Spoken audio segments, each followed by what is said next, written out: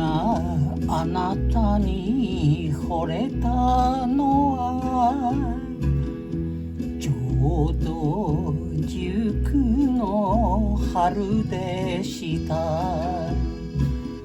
今さら離縁というならば元の塾にしておくれ。元の塾にするならば庭の枯れ木を見てごらん。枯れ木に花が咲いたなら塾にするのも安けれど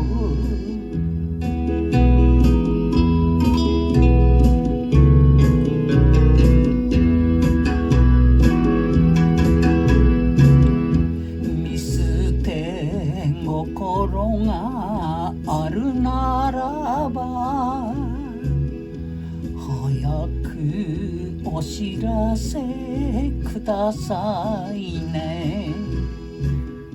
年も若くあるうちに思い残すな明日の花。一銭二銭のはがきさえ千里万里と旅をする。同じご座敷に住みながら会えぬ我が身の切なさよ。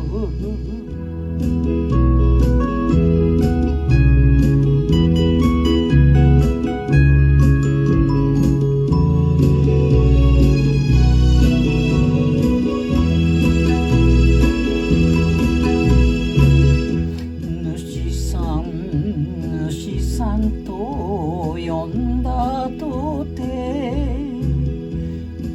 主さんにゃ立派な方がある。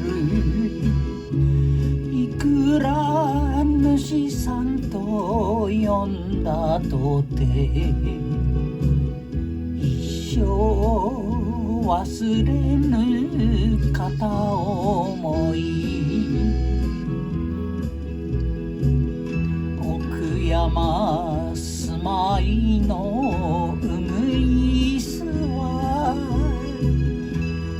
梅の小枝で昼寝して春が来るような夢を見てほけきょと泣いていた。